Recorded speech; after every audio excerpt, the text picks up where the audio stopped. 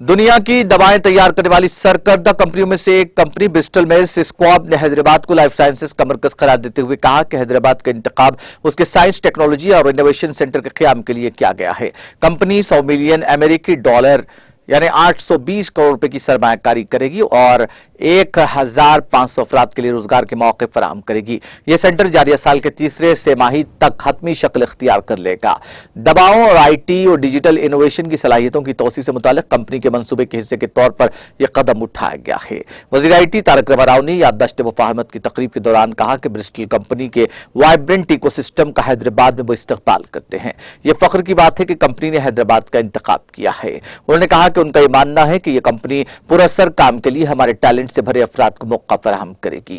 उन्होंने कहा कि इंफ्रास्ट्रक्चर, वसाइल और यहाँ की अफरादी कुव्वत को देखने के बाद ही कंपनी ने हैदराबाद का इंतखाब किया है। उन्होंने इस यकीन का इजहार किया कि कंपनी का फार्मा कंपनी में अपना यूनिट कायम करेगी। इस फार्मासिटी में तमाम क्लस्टर को माहौलियाती मंजूरी दी जाएगी और इस अमल को जल्द मुकम्मल किया जाएगा। इससे कंपनी के 18 माह बचेंगे, क्योंकि किसी भी ग्रीन फील्ड कंपनी को दरकार इजाजतनामे मिलने के लिए उमूमन 18 माह दरकार होते हैं।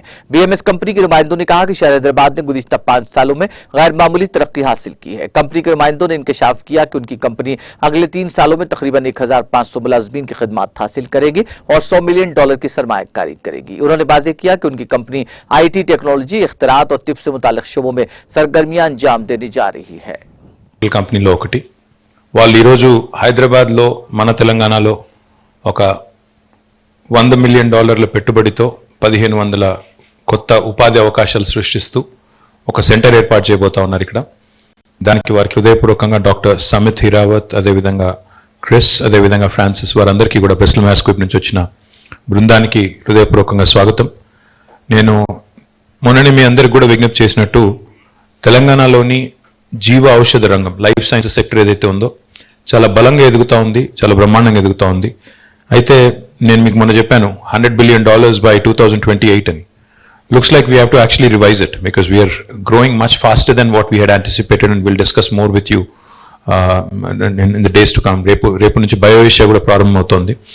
కాబట్టి బయో ఏషియా ప్రారంభమవుతున్న ఈ సందర్భంలో ఇది మన రాష్ట్రంలోని యువతకి, ముఖ్యంగా ఈ జీవ ఔషధ రంగంలో లైఫ్ సైన్స్ సెక్టర్లో ఉన్న యువతకి చాలా మంచి వార్త. ఎందుకంటే ఇప్పుడు దాకా ఇండియాలో లేని ఒక కొత్త సంస్థ మన దగ్గరికి రావడం, అది కూడా హైదరాబాద్ ఎంచుకోవడం, మరి ఇంత పెద్ద సెంటర్ని ఓపెన్ చేయబోతా ఉండడం. కాకపోతే నేను ఇందాక వాళ్ళకి చెప్పాను, టిపికల్గా ఎవరు వచ్చినా మొదటి చెప్పేది 1000 ఉద్యోగాలు 1500 అని. కానీ జనరల్గా జరిగింది నేను గమనించింది ఏంటంటే చాలా వేగంగా అది దాటిపోతారు వాళ్ళు.